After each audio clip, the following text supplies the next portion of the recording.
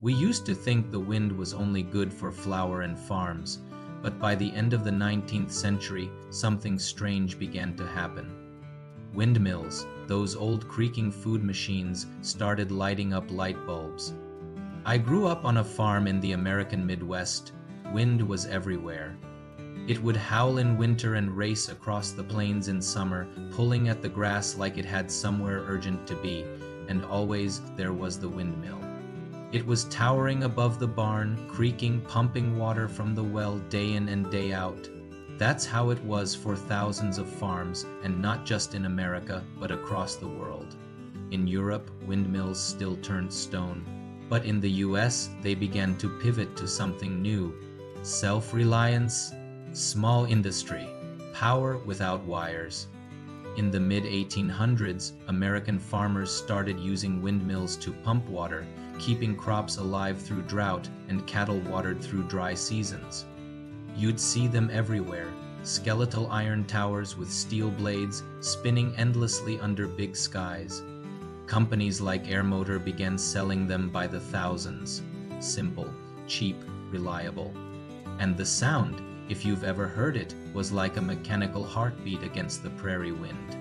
But while most of us were still thinking about wells and wheat, someone else had a bigger idea. In 1888, in Cleveland, Ohio, a man named Charles Brush built something absolutely different. It wasn't a windmill, not really. It was a wind turbine, and it didn't pump water or grind grain, it made electricity. Brush was an inventor.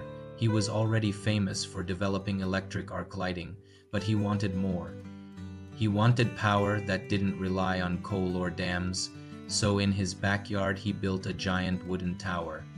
It stood 60 feet tall, it had 144 blades made of cedar and spun a 12-kilowatt generator.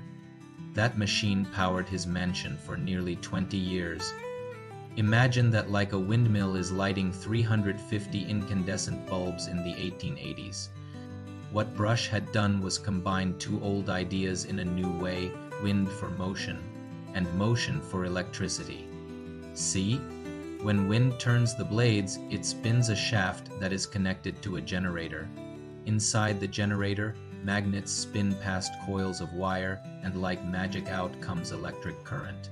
It's called electromagnetic induction, and it had only recently been discovered by Michael Faraday.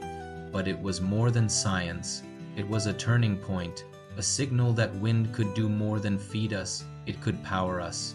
Brush's turbine was massive, inefficient, and expensive, but it worked, and that changed everything. Other inventors took notice, so did rural farmers.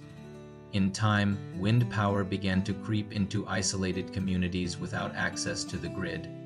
It wasn't mainstream, not yet, but the seed had been planted. One day, wind would power cities, trains, even factories. But it all began in the backyard of a man with an idea too strange to ignore.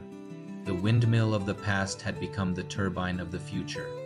And once again, the air itself, silent and invisible, was doing the work of men and machines.